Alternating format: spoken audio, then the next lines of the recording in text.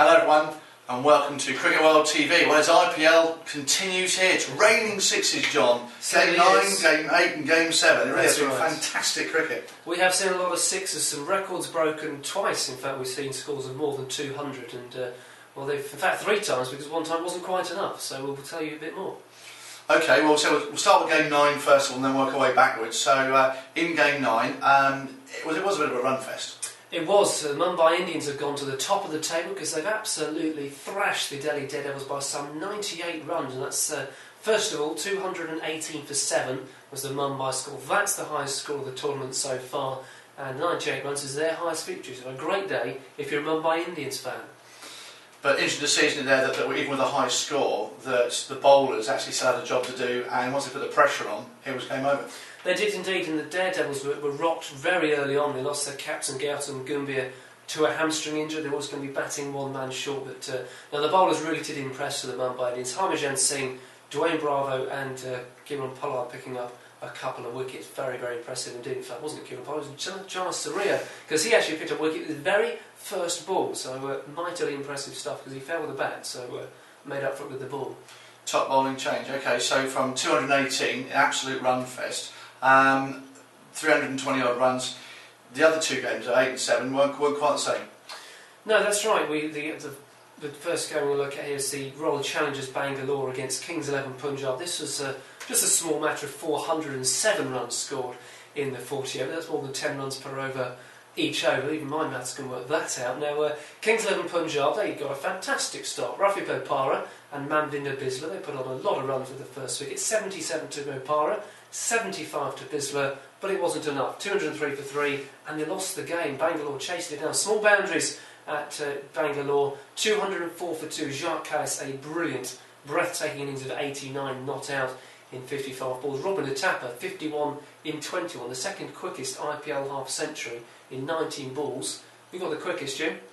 Ooh, good question, don't I? Adam Gilchrist. Of course it was. With 17 balls. 17 ball 50. That was impressive. No messing around there, though. Absolutely not. That was the game therefore between Royal Challengers Bangalore and Kings 11 Punjab, and the other game yesterday, Chennai Super Kings beating the Kolkata Knight Riders rather comprehensively in the end. One of those games over the sort of 13th or 14th over of the second, we kind of knew what was going to happen. The game was pretty much up.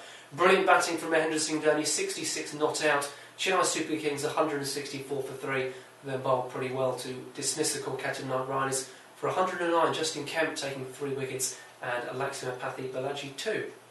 And again, another example there, that despite all the 6 hitting here, Justin Kemp, I think, also always known as a batter, but his bowling and Jacques Kallis too, they're really coming to the fore in this form of cricket, because if you bowl it at that in-between pace, not too quick and not too slow, you can do a lot with the ball. And once you make inroads, it really does take the game away from the opposition. Absolutely right. Angela Matthews is another one, sort of medium fast, but they really are getting the job done. But really, batsmen are beginning to dominate in terms of, I think we've had over 100 sixes already in just 9 days.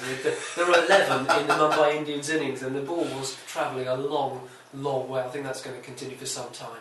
I think we've got an opportunity to talk at a later stage about, for example, people like Bopara coming, particularly because he's playing in the IPL, and Owen Morgan, who is in Southern England setup, scoring runs. They are now specific specialists, or should I say, for 2020 cricket.